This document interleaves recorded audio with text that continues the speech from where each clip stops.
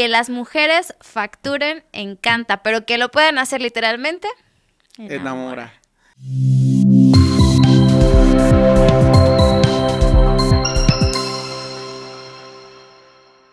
¿Cómo están, amigos? Bienvenidos al universo del Código del Emprendedor con su amigo Alfredo Bastos. Hoy muy contento de estar con mi co-hoster Blanca Alarcón.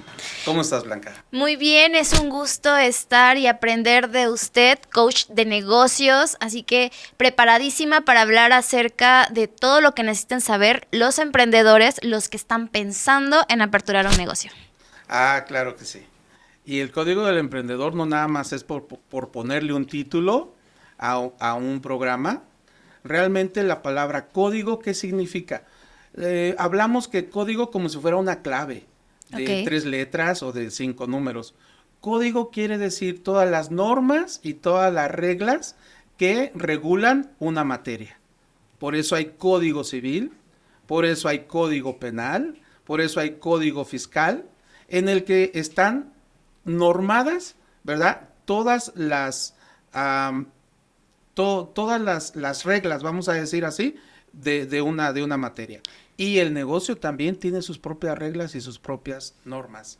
Me encanta que podamos hablar sobre este tema porque yo sé que hay muchas personas, no solamente en el estado de Guerrero, en toda la República Mexicana, que tienen en mente el emprender, el empezar con un negocio y pues buscar la forma de no morir en el intento.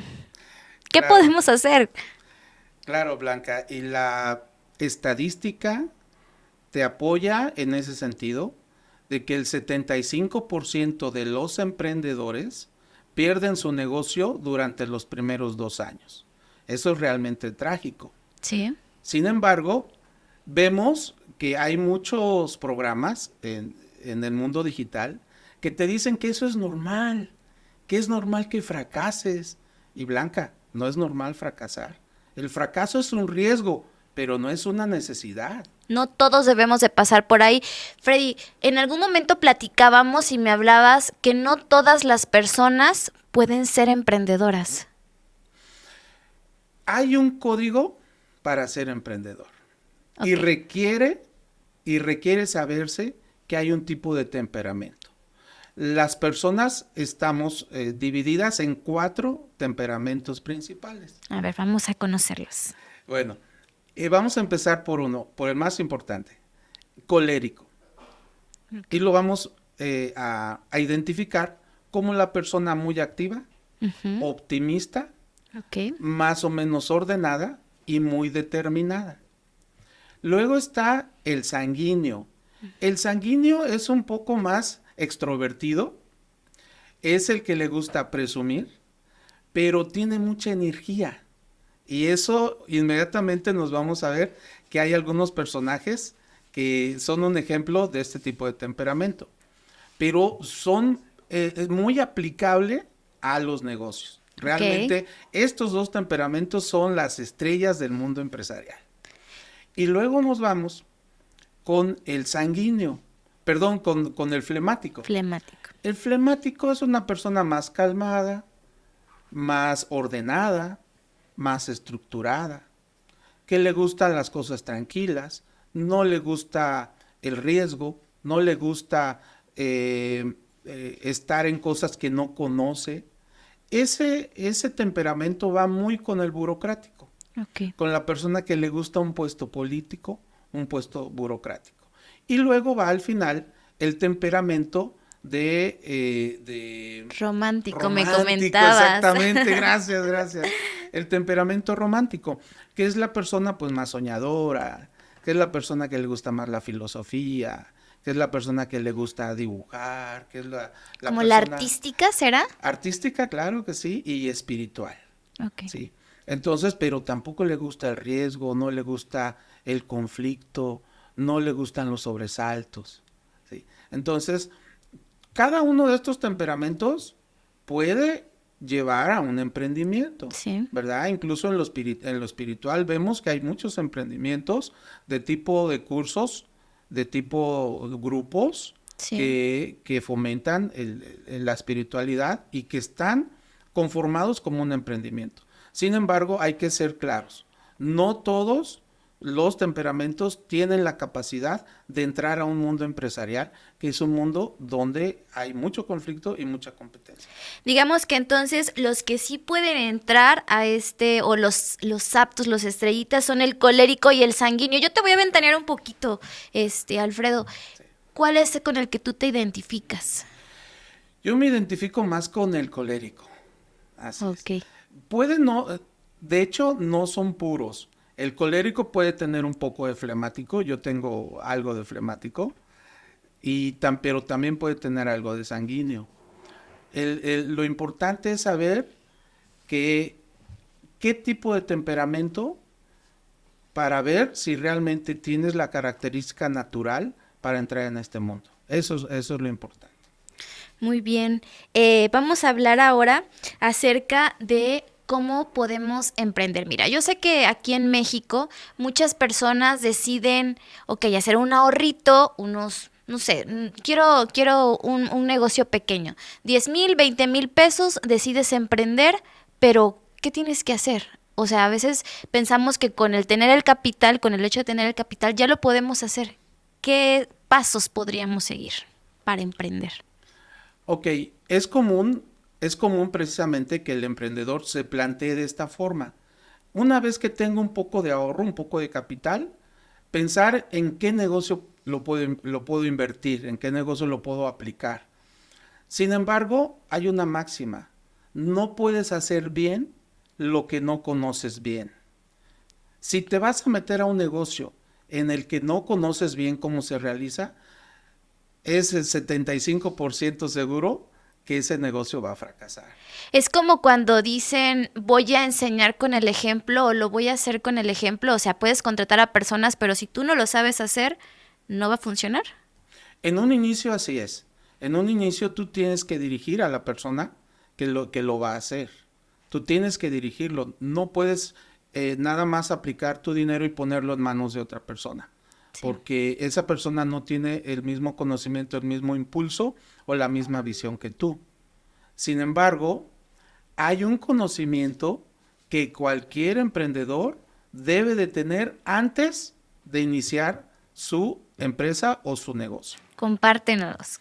Eso es lo que nosotros llamamos el código del emprendedor. Hay 4 o 5 puntos que hay que preguntarse. Okay. Primero, si conozco el lenguaje de los negocios. Los negocios, como cualquier otra actividad en la vida, tienen su propio lenguaje. Los arquitectos hablan de medidas, hablan de zapatas, hablan de castillos, hablan de proporciones en su lenguaje. Los médicos, ¿qué tal? Nadie les entendemos. Tienen su propio lenguaje y hasta su propia forma de escribir. Sí. Los abogados, por ejemplo, en broma se dice que los abogados hablamos legalés en un idioma como si fuera otro distinto al español, porque también no nos entienden.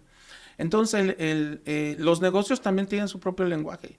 Y hay un libro donde está ese lenguaje. Recomiéndanos. Ese libro se llama La suma de aritmética, geometría, proporciones y proporcionalidad. Okay. Ese libro es del año de 1494. Oh. Lo escribió Luca Pacioli. Sí. ¿Y qué crees? Cuenta. Aun cuando tiene más de 500 años de que se hicieron las primeras ediciones, hay un mexicano que tiene un tomo de esos. Le costó $2 millones. Dios mío. Ricardo Salinas. Pliego. Así es. Ahí están. Y fíjate, si te defino el título del libro, sí. En ningún momento dice que hable de los negocios. Dice aritmética, geometría, proporción y proporcionalidad. Pero dentro de eso hay 29 páginas del libro que tiene 601. Tiene 29 páginas donde viene precisamente el lenguaje de los negocios. Ese libro ayudó a explotar por primera vez el negocio internacional y le dio vida a la época del Renacimiento. Ahora, ahí está el código. Ahí está lo que debemos de aprender, de conocer, porque ese lenguaje es el que te va a dar empaque, es el que te va a dar seguridad, tanto a ti como a tus oyentes, como a un inversionista, a un cliente, a alguien que le quieras invitar a tu negocio. Si usas las palabras adecuadas, tu interlocutor va a saber que tú exactamente sí sabes de negocio y no eres como Un Javi improvisado. Noble. Ay, Como sí. Javi Noble. Sí, de la película Nosotros los Nobles, ¿no? Muchos caemos ahí y creemos que emprender, pues nada más sacarlo de la manga y no es así. Yo sé que tú manejas muy bien esas 29 páginas, Alfredo, y ¿hay alguna forma en la que nosotros podamos acercarnos a ti para, pues, que nos compartas ese conocimiento? Claro que sí. Y la verdad, estamos haciendo con amor una formación en donde precisamente queremos enseñar en talleres este lenguaje y este conocimiento previo que cada uno de los emprendedores debe de saber para evitar el fracaso. Eso es muy importante porque también en algunas ocasiones creemos que acercarnos a un contador y que nos apoye con estos temas nos va a asegurar que nuestro negocio pues siga avante. Pero pues de verdad que nosotros debemos ponernos la camiseta de ser pues hasta cierto punto nuestros propios contadores. ¿Será la forma correcta de decirlo o apóyame? No es incorrecto porque precisamente el lenguaje de los negocios es saber de contabilidad. Cada emprendedor debe de saber de contabilidad, no para llevar su propia contabilidad. Por eso está la profesión de contaduría. Pero sí debe de tener las bases, el conocimiento mínimo, porque ese conocimiento de contaduría es lo que le ayuda a organizar, a estructurar y sobre todo a controlar su negocio. Y te voy a decir algo bien revelador y no quiero que se vayan a enojar Dime. mis amigos contadores. Contadores. Yo la verdad los aprecio muchísimo por cómo se matan. Si no hubiera contadores, no hubiera empresarios. Así de fácil. Sí. No hubiera empresas, porque los contadores nos ayudan mucho. Pero en México, Blanca, el contador, ¿sí? No te lleva la contabilidad. Para las pequeñas y microempresas, Sí. el contador solo les hace sus declaraciones fiscales, pero Sí. no les lleva su contabilidad. Eso es una verdad que debemos de difundir, porque precisamente el emprendedor que inicia dice, no, pues contrato un contador y Y ya problemas solucionados los de mi empresa. Exacto. O mi negocio. Exacto, y no es cierto, el contador no te lleva tu contabilidad. El contador te hace tus declaraciones fiscales, pero la contabilidad no te la lleva. Esa la debes de llevar tú. Y vamos a decir más práctico, ¿qué es contabilidad? Que tú sepas cuáles son tus activos, cuáles son tus pasivos y cuál es tu patrimonio o tu capital. Eso para empezar. Para empezar, con que sepas eso, ya avanzaste muchísimo. Pero si tú le preguntas a tu contador, ¿cuáles son mis activos? ¿Cuáles son mis pasivos? Es muy ¿Cuál es mi probable que él los patrimonio? desconozca Él lo totalmente. desconoce, Sí. claro. Y es una cuestión estructural, porque aquí en México se cree que solamente los contadores te pueden hacer tu declaración fiscal. Pero vamos a Estados Unidos. En Estados Unidos, a los micros y pequeños negocios, su declaración fiscal se los hacen personas que no son contadores, porque no se requiere saber mucho de contaduría para poder hacer una declaración cuando no tienes ingresos más allá de 4 millones al año. O sea, estás diciendo que yo, de mi propio negocio, puedo hacer mi propia contabilidad y puedo hacer mis propias declaraciones. Claro, en principio sí, si tu negocio es inicial. Si tu Sí. negocio que no tenga unos 4 millones de pesos al año Digamos de ingresos que sea una brutos, microempresa. sí, Ok. sí, claro que sí lo podrías. ¿Por qué? Porque hay mucha tecnología ahorita que te ayuda a hacer eso.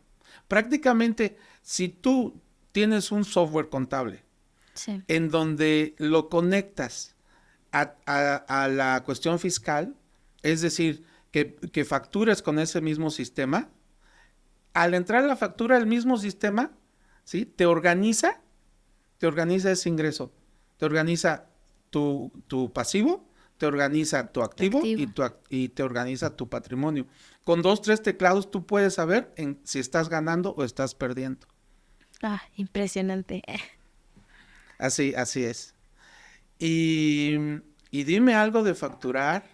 Ahorita hay algo muy interesante de las Mira, mujeres. sí, es que eso era lo que estábamos platicando hace ratito. Yo decía, está muy de moda el tema de que las mujeres facturamos. ¿Tú qué opinas de eso?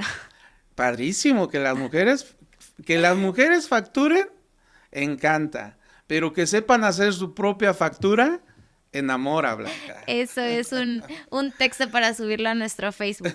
Que las mujeres facturen, encanta, pero que lo puedan hacer literalmente, Enamora. Imagínate, realmente en una plática con tus amigas un sábado en la noche, que tú les digas, es que yo hago mis propias facturas. Es un wow. ¿Cómo? Sí. ¿Tú sabes hacer facturas? Pues claro, es natural, es normal que yo lo sepa hacer. Es que cuántas jóvenes que no son contadoras, ahora Sí. estoy excluyendo a las Sí, sí, contadoras, sí. saben hacer su propia factura. De verdad que va a ser muy importante y ojalá que todas las personas que en esta ocasión nos están sintonizando pues puedan seguir todas las transmisiones que haremos todos los jueves para que pues vamos a ir subiendo de nivel acerca de estos temas y por supuesto más adelante conferencias para desarrollar este código del emprendedor y todos lo podamos hacer de la forma correcta. Así es, Blanca. Ahora, los vamos a dejar de todos modos con una idea. Ok. Hacer negocio no es hacer un business. Sí. Hacemos business, muchos jóvenes empiezan haciendo business.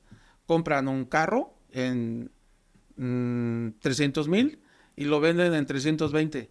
Y dicen, Y ya, yo ya estoy haciendo un negocio. sí. No, esa fue una transacción en la que te fue bien, pero no te engañes, eso no es saber hacer negocios. Hacer negocios es tener un conocimiento propio del negocio, de cómo se hacen los negocios. Y eso es lo que le queremos enseñar, lo que le queremos acercar a nuestra juventud.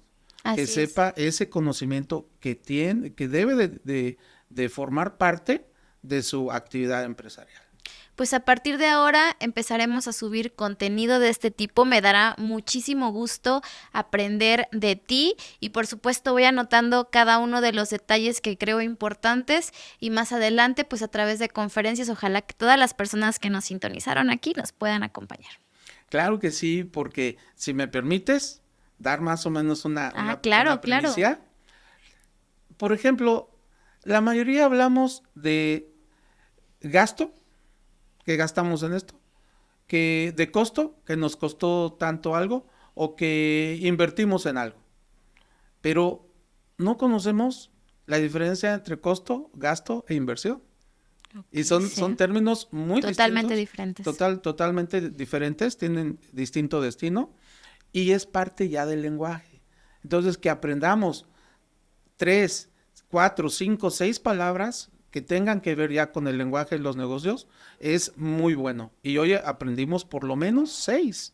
Pasivo, activo, patrimonio, A ver, ayúdame. patrimonio y gasto, costo e inversión. E inversión, sí. Esas son el tipo de palabras que un inversionista quiere escuchar cuando le propones un plan de negocio. Porque lo primero que te va a decir, ¿cómo estamos en tus activos? ¿Tienes deudas? ¿Tienes inventario del producto? ¿Tienes, luego, cómo estructuro el negocio? ¿Sí? Yo como inversionista quiero saber qué proveedores tienes. Si tienes asegurada la producción, ¿qué canales de distribución vas a ocupar? ¿Qué marketing vas a ocupar? Yo tengo una pregunta acerca de las deudas, lo acabas de abordar. ¿Crees que un negocio pueda emprenderse tomando un préstamo? O sea, endeudándote con una entidad, ¿puede ser financiera? Claro que sí. Puede funcionar. Claro que sí. Déjame decirte que el crédito fue lo que potenció el comercio a nivel mundial. Cuando nacieron los bancos, la época del medievo y luego en el Renacimiento, fue cuando el mundo empresarial, el mundo comercial, mercantil, se fue hacia arriba. Por eso no hay que tenerle miedo a las deudas. La deuda, que no la vamos a clasificar como buena o mala. No, la deuda, siempre cuando es dirigida a tener activos, es una deuda correcta. Cuando es dirigida a tener activos, cuando va dirigida al costo, cuando Ok. va dirigida a la inversión, no tanto cuando va dirigida al gasto, no tanto. No cuando va dirigida a comprarte un carro, por ejemplo. No. Exacto. Si el coche no lo usas como un activo para tu Ah, negocio, sí, claro, sí es cierto. entonces no es una deuda Sí. que sea recomendable. Así es. Y vamos a regresar al principio. Es lo que hacen nuestros amigos que tienen el temperamento sanguíneo. Tienen esa inquietud de que en cuanto le cae un dinero más o menos interesante, cuando tienen una utilidad, lo que hacen es gastarlo en lujos. Ok. Sí, ¿por qué? Porque su temperamento los lleva un poquito a la ostentación. Ok, entonces primero lo que deja sería lo que diría el colérico. Así es, primero lo que deja y luego lo que brilla, Y luego lo que brilla. para no decir otra palabra. Ajá, exactamente, para no decir ninguna grosería en este Así es. espacio. Alfredo, cuéntame un poquito acerca de este código de emprendedor. ¿En qué consiste? Consiste en todo el conocimiento básico que un emprendedor actualmente debe de tener. Ok, Te lo describo. sí. Primero, debe de saber el lenguaje, como habíamos comentado al principio. Segundo, debe de preguntarse si quiere desarrollar su negocio de manera individual o quiere invitar a otras personas a desarrollar su negocio. Desarrollar su negocio como persona física te expone ante problemas de obligaciones y ante problemas fiscales, porque si algo falla, toda la responsabilidad es de la persona física, toda la responsabilidad va sobre tus propios bienes e incluso sobre tu libertad personal. Ahora, por eso es importante también pensar en organizarse como persona moral. Como Ok. persona moral tenemos la idea de que al menos necesitas un socio Un más. socio. Ahí habría que pensar si tienes el carácter o si tienes la disposición de compartir tu negocio con alguien más. Sin embargo, hay que decir que también hay personas morales de una sola persona. Esas se llaman Se puede eso. sociedades por Ujú. acciones simplificadas. Ok. Ah, fíjate qué interesante. Aunque en esa sociedad solamente estás tú como persona, la responsabilidad no la tienes tú en lo personal, sino la responsabilidad está en esa sociedad. Así que hay algo que te protege entre la sociedad y tú, si algo malo podría pasar. Entonces, esa es muy buena, pero sigues estando sola o solo. ¿De qué forma puedo definir entonces qué tipo elegir? O sea, por ejemplo, pongo mi negocio. ¿Cómo lo elijo? Normalmente es si tienes todo el capital para echar a andar tu negocio o si requieres capital extra, porque si requieres capital extra, entonces necesitas un socio o dos socios inversionistas. Sí. Sí, por ejemplo, ¿qué te parece si hablamos del mezcal? Ok, a ver, vamos. Hablemos del mezcal. Es un tema realmente que nos apasiona a los guerrerenses, Sí. pero sin embargo, el mezcal, si lo tomas como un negocio para darle un crecimiento significativo, tiene muchos gastos y es un negocio bastante complejo en el sentido que requiere denominación de origen. Al requerir denominación de origen, tienes que cumplir con una serie de requisitos de un consejo regulador, Sí. que te van a certificar la plantación, te van a certificar la producción, te van a certificar el embotellado y te van a certificar la comercialización. Hablando ya de esa complejidad, eso Son requiere muchas responsabilidades gastos, también. responsabilidad y gasto. Sí. Una sola persona lo puede hacer, pero tardaría más si en cambio invita a 2, 3 amigos con los que tenga mucha confianza y que crea que sí son socios idóneos, no socios perfectos, Sí. pero sí socios idóneos, porque también requiere mucha inversión, porque no nada más es el líquido. Luego del líquido necesitas botella, Envases. necesitas etiqueta, necesitas Sí. tapón. Hay una serie de gastos asociados para poder hacer un negocio realmente bueno. Y requieres inversión y requieres personas que te apoyen en estructurar este negocio que es tan complejo. Y en muchas ocasiones el resultado de lo... Ay, ¿cómo se puede llamar? No la inversión, lo que rescatas de no siempre es pues a la primera de ventas, ¿no? Es exacto. La utilidad no se reparte inmediatamente. No. Puedes hacer un plan de negocio, un plan de utilidades, vamos, con tus socios, de que se reparta cada 3 meses. Porque si no te vas a descapitalizar. O porque lo lógico es que sea hasta el año. Sí. Al terminar el año. El reparto de utilidad entre los socios se llama precisamente dividendo, porque se dividen la utilidad. Okay. Normalmente se hace a final del año. Y aquí habría que hablar que muchos jóvenes emprendedores quieren hacer el negocio, recibir la utilidad al mes recibir, inmediata, sí. Y luego gastárselo. No, la utilidad siempre tiene que ir reinvirtiéndose en el negocio, con la idea de que sea al final del año fiscal en el que hagan esta división de la utilidad. Pero también pueden determinarse un sueldo. Sí. Porque igualmente a lo mejor tú estás invirtiendo todo tu capital, todos tus ahorros o los ahorros de tus papás. Un sueldo que no siempre es un porcentaje. Así es. Puede ser un sueldo fijo, un sueldo fijo que incluso puede darse como asimilado a salario, se llama, hablando fiscalmente. Entonces, ya invertiste tu dinero, no vas a esperar hasta que haya utilidades para poder tener un rendimiento o un fruto, sino que recibes, aunque sea en proporciones pequeñas, pero como un sueldo que te ayude a cubrir tus necesidades diarias o mensuales. De acuerdo, a ver, seguimos entonces con este código, los otros pasos. Muy bien.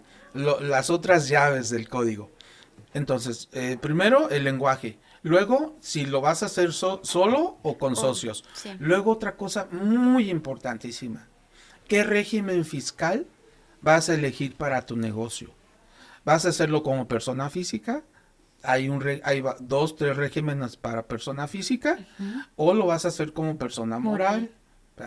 Entonces, ese es muy importante que sepas, porque al principio, con una inversión no muy alta y ventas no mayores a 4 millones de pesos, tal vez no te convenga hacerlo como persona moral, porque vas a pagar un alto impuesto sobre la renta.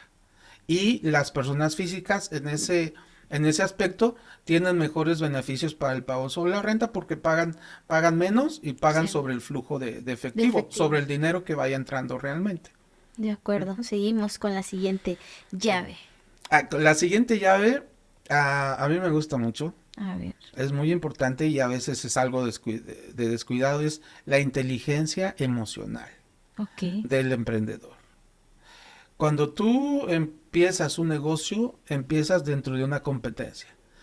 ¿Por qué? Porque vas a dar un servicio, vas a vender un producto que seguramente ya existen otros en el mercado. Sí. Entonces tú vas a enfrentar a la competencia. Exacto.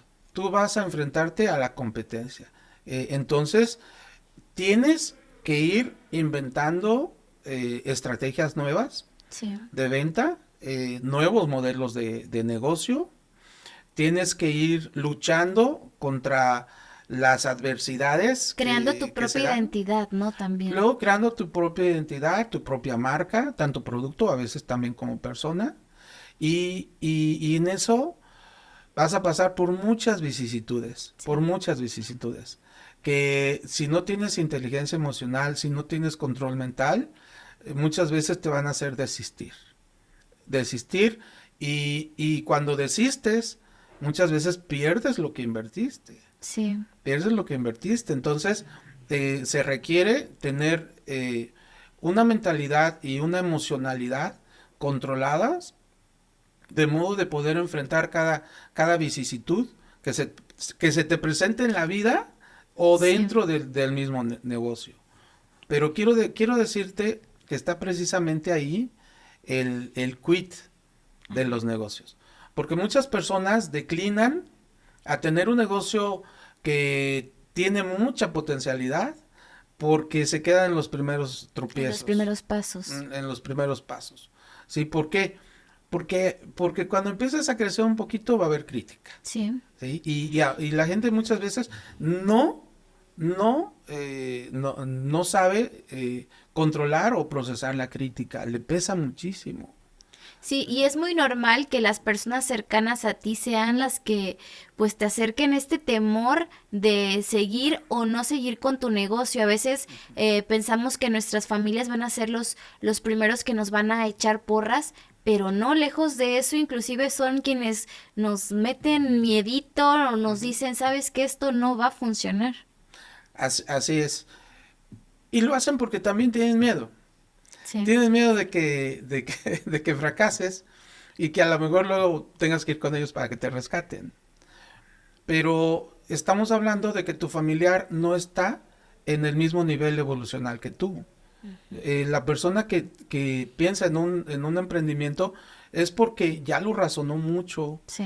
interiormente, aunque no hizo un estudio de mercado, pero ya tiene una sensibilidad hacia la posibilidad de ese negocio.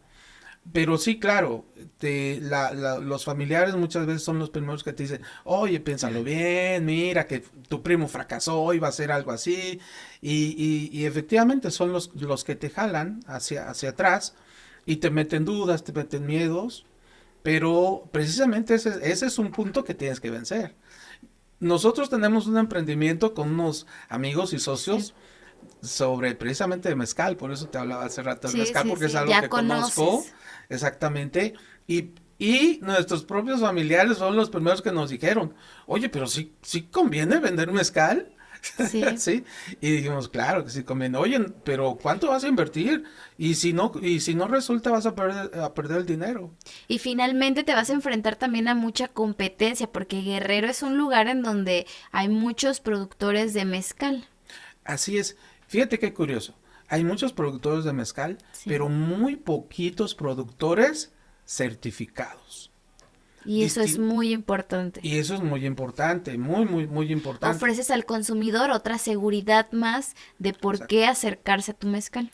Exacto, porque un mezcal certificado ya trae una certificación de parte de un consejo que regula y que verifica que tu mezcal, por ejemplo, no tenga elementos dañinos para la salud. Sí. Y que sea un mezcal, que al menos sí sea mezcal, es decir, que tenga por lo menos más de 35 grados de alcohol. Son elementos que definitivamente son un plus para nuestro emprendimiento y que debemos, pues como futuros desarrolladores de negocios, debemos de tomar muy en cuenta el darle ese extra a nuestro negocio. Así es. Y la realidad es que hay muy pocos productores certificados de mezcal en Guerrero, contrario a Oaxaca. Oaxaca tiene muchísimas empresas certificadas. También por eso es que la mayor inversión de grandes inversionistas se va hacia Oaxaca. Yo conozco el caso de un distribuidor de California que vino primero a Guerrero para ver si hacía negocio para importar a California y no hizo negocio con ninguno, con ninguna empresa de Guerrero, Por no tener la seguridad de la certificación. porque no tenían las certificaciones y los que sí tenían las certificaciones tenían otro tipo de Problemática. obstáculos, Ok. sí, de obstáculos sobre todo mentales, sobre todo que no les interesaba producir en grandes cantidades. Y se fue a Oaxaca, de Oaxaca y en las primeras semanas obtuvo 5 proveedores muy importantes para ellos. Entonces, fíjate, primero vino a Guerrero y aquí no encontró una empresa productora. Ahora no, ya nos encontró a nosotros. Sí. Esa anécdota la sé porque se acercó a nosotros y logramos ya hacer una buena negociación, una buena alianza, pero él vino primero acá y luego fue a Oaxaca. Y regresando al tema del código emprendedor, entonces si nosotros tomamos en cuenta estos 5 puntos, nuestro negocio puede ser un éxito. Puede ser un éxito, o sea, tu negocio no va a fracasar si tienes bien cimentados estos 5 puntos, o sea, no Sí. va a fracasar. Puede ser que vaya un poco lento, que no vaya a la velocidad Que que tú uno querías, espera, sí. exacto, que no haya el flujo de efectivo, que no esté Sí. entrando y saliendo dinero como tú lo esperabas.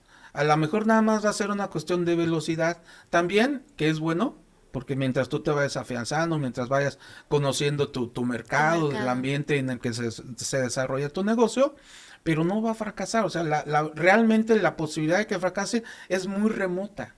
Podrá ir lento, repito, y me disculpo por eso. Sin embargo, siempre va a prevalecer y va a ir tomando su ritmo poco a poco. Pero la lana que agarraste prestada, que te donó tu abuelito, que te donaron tus papás, sí, que le pediste a tus hermanos, no corre peligro. No corre peligro. Ahí va a estar. Y siempre y cuando también tú tengas el control personal de no hacer gastos innecesarios. Sí. Si gástate la lana en los costos, aplica la lana en la inversión y piénsalo mucho para gastos que no tengan que ver con costo e inversión. Es decir, o con el producto en sí, con las máquinas que lo van a transformar o con tu servicio, con el servicio que vas a dar. Eso realmente es la fórmula del éxito. Sí, no podemos estar gastando en cosas personales, en cosas superfluas, si no ponemos o anteponemos nuestro negocio, porque finalmente va a ser como nuestro bebé. Necesitamos invertirle para que tenga crecimiento y para que todo el crecimiento pues sea de forma positiva. Claro, y eso te va a quitar un miedo muy frecuente, sí, por ejemplo, que es el miedo a la deuda. Hay personas que le tienen un miedo enorme a la deuda. Es decir, no pueden dormir si tienen deudas. Y eso afecta mucho, sí, porque como habíamos dicho, la deuda te puede ayudar a crecer. La deuda es un pasivo. La deuda es una fuente de financiamiento. Sí. Así debe de considerarse, una fuente de financiamiento. Es un dinero que entra para potencializar tu negocio, pero siempre es algo que tú debes. Y hay personas que no les gusta deber. Sí. Mira, mis papás, te voy a contar en lo personal. Sí. Mis papás tuvieron una tienda en donde vendían carne y vendían diversos productos. Y yo veía que mis papás trabajaban mucho mis papás desde las 5 de la mañana, pero nunca nos podíamos dar un lujo. Nunca un paseo, por ejemplo, de toda la familia, nunca lo podíamos tener. Y yo decía, pero ¿por qué? Si yo veo que entra mucho dinero, yo veo que mis papás venden mucho. ¿Cómo es posible que no podamos tener un carro, por ejemplo, por lo menos de gama media, ¿no? Sí teníamos carro, pero pues un carro muy sencillo, muy austero. Y yo decía, pero ¿cómo es posible? Y luego me di cuenta de una cosa, que mis papás odiaban las deudas o les temían, no sé. Es decir, mis papás compraban todo al contado. ¿Se descapitalizaban de alguna forma? Siempre se descapitalizaban. Sí. Mis papás siempre se descapitalizaban, aun cuando los proveedores, fíjate, aun cuando los proveedores les ofrecían crédito, mis papás no lo tomaban. ¿Por qué no? No, estaban, se peleaban entre ellos. Si alguna vez debían. Sucede a veces en casa, Entonces, eso es algo que el emprendedor moderno debe de tener bien claro, no tenerle miedo a la deuda, porque mira, también vamos otra vez ahí a la cuestión emocional. Sí. Si el emprendedor es de un carácter, por ejemplo, romántico, el romántico no le gustan las deudas. Las deudas. Sufre mucho. No le gusta arriesgarse, entonces. No le gusta arriesgarse. Se imagina que ya le están embargando, se imagina que ya lo están metiendo a la cárcel por la deuda y le afecta mucho la salud. Hay personas que, bueno, lo típico es que la boca se les vaya al lado. Sí. Que sufran de dolores de cabeza. El estrés, la ansiedad, todo eso. Y no hay que tenerle miedo a la deuda, siempre y cuando se sepa cómo se va a aplicar. Exactamente, siempre y cuando se sepa cómo se van a solventar los gastos o bueno, lo que se tiene que aportar mensualmente para que también nuestra deuda disminuya, porque finalmente también ese debe ser como el propósito. Sí. Que la deuda vaya disminuyendo y no tomar deuda, ¿no? Fíjate, ahí te voy a decir algo bien interesante. Okay. No es tan necesario que la deuda vaya disminuyendo. más bien que el capital vaya aumentando. creciendo. Oh. Exacto. Si tu capital va creciendo, te puedes dar el lujo, ¿sabes de qué? De no usar tu capital. Te puedes dar el lujo de obtener financiamiento para tu negocio de fuentes externas, Sí. de los bancos o de otros socios o de tus propios socios Y conservar el capital y para conservar el capital. Y además, ¿sabes qué? Es una estrategia fiscal excelente. En lugar de pagar impuestos, ¿qué es lo que vas a hacer? A pagar deuda. La misma deuda que te está financiando y que está ayudando a crecer tu negocio. Oye, ese es un super tip. Ese es un super Sí. tip. Y es pero es el estándar Sí. para una empresa mediana Ok. o grande, ¿eh? Sí. Eso son estrategias que usan las empresas mayores, pero que muy bien se pueden aplicar, perdón, para las empresas, para las micro y para las pequeñas empresas. Saber manejar la deuda para pagar menos impuestos es una chulada. Una chulada. Y totalmente legal, ¿eh? Total. Totalmente legal. ¿Qué crees? No vas a necesitar de comprar facturas. Ese es un problemón. Un problemón que se da en México Así es. y bueno, que podremos no recurrir a esto. Te iba a decir, pero prácticamente es muy difícil que conozcas a un empresario, a un emprendedor Que haga esto. que no haga eso. Ujú. ¿Sí? ¿Por qué? Porque compras una factura y bajas el pago del impuesto a la renta y pagas el impuesto del IVA o de otros impuestos. Sí. Normalmente son estos dos los que más aplican, pero te metes en un riesgo muy grave, porque de hecho es un delito. Me encantaría que este tema lo desarrolláramos en una Sí. próxima emisión, ¿te parece? Claro que sí, porque hay estrategias fiscales totalmente legal para evitar eso, Exacto. que normalmente se requiere para evitar menos impuestos, pero para evitar pagar menos impuestos hay otras posibilidades. Lo que pasa que eso es lo más fácil, pero es una práctica nada recomendable.